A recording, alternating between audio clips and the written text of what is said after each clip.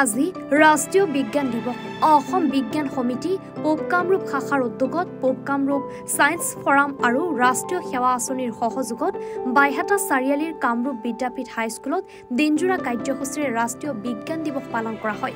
ৰাতিপুৱা বিদ্যালয়ৰ চৌহদত CV ৰমীনৰ প্ৰতিচ্ছবিত মাল্যাৰ্পণ কৰি গছপুলি ৰোপণ কৰা হয়। তাৰ পিছত ছাত্ৰ-ছাত্ৰী শিক্ষক শিক্ষয়িত্ৰীসকলে বিজ্ঞানৰ সজাগতাৰ ওপৰত এটি সজাগতামূলক শোভাযাত্ৰা উলিয়ায়। শোভাযাত্ৰাৰ অন্তত এখনি মুকলি সভা অনুষ্ঠিত কৰে। মুকলি সভাত সমল ব্যক্তি হিচাপে ডক্টৰ বিপুল ডেকা উপস্থিত থাকি CV ৰমীনৰ ওপৰত আলোকপাত কৰি ছাত্ৰ-ছাত্ৰীসকলক উৎসাহিত কৰে।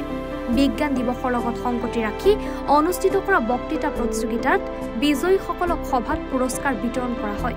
উক্ত অনুষ্ঠানটিত শিক্ষক শিক্ষয়িত্ৰী অভিভাৱক অভিভাৱিকাসকলৰ লগতে ছাত্ৰ-ছাত্ৰীসকল উপস্থিত থাকে।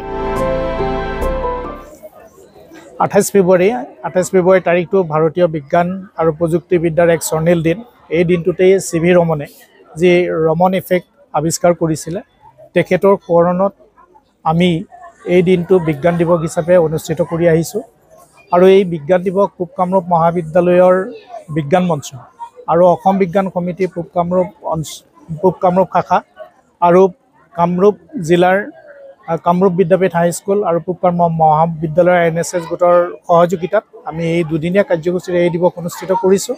আৰু এই দুদিনীয়া কাৰ্যসূচীৰ মূল বিষয়বস্তু আছিলে, প্ৰথম দিনত এইবাৰ বিজ্ঞান দিৱসৰ যি মূল বিষয়বস্তু আছিলে, এই বিষয়বস্তুৰ ওপৰত আমি বিদ্যালয় পৰ্যায়ত এটা প্ৰতিযোগিতা, বক্তৃতা প্ৰতিযোগিতা আৰু UG আৰু PG অৰ্থাৎ ইউনিভাৰ্চিটি আৰু ডিগ্ৰী লেভেলত আমি এটা প্ৰতিযোগিতা অনুষ্ঠিত কৰিছিলোঁ। তাত বিভিন্ন সংখ্যক আমাৰ এই অঞ্চলৰ বিদ্যালয়, কটন বিশ্ববিদ্যালয়, বিবৰুৱা মহাবিদ্যালয়ৰ ছাত্ৰই আহি অংশগ্ৰহণ কৰিছিলে।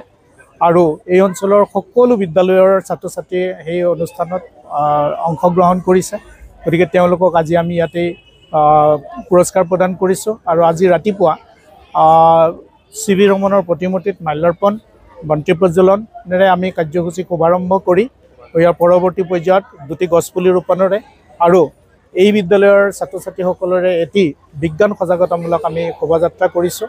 কৰি পৰৱৰ্তী পৰ্যায়ত এটি মুকলি সভা আৰু মুকলি সভাত এই বিজ্ঞান দিৱসৰ মূল বিষয় যি নিৰ্ধাৰিত হৈ আছিলে, সেই বিষয়ৰ ওপৰত পূব কামৰূপ মহাবিদ্যালয়ৰ পদাৰ্থ বিজ্ঞান বিভাগৰ সহকাৰী অধ্যাপক ডক্টৰ বিপুল ডেকাই আলোকপাত কৰিছে। আৰু যোৱা আমি 27 ফেব্ৰুৱাৰী তাৰিখে যি বক্তৃতা প্ৰতিযোগিতা অনুষ্ঠিত কৰিছিলোঁ, তাত প্ৰথম শ্ৰেষ্ঠ বিবেচিত দুয়োটা ছেকশ্যনৰে ছাত্ৰ আৰু ছাত্ৰী দুগৰাকীক আমি বক্তৃতা প্ৰদান কৰিব দিছোঁ।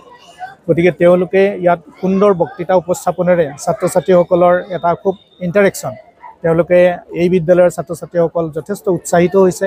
তেওঁলোকে বিজ্ঞান সজাগতামূলক যিবিলাক ইয়াতে বিভিন্ন ধৰণৰ বেনাৰ ফেষ্টুন লৈ তেওঁলোকে সেই সজাগতামূলক মিছিল অনুষ্ঠিত কৰিছিলে।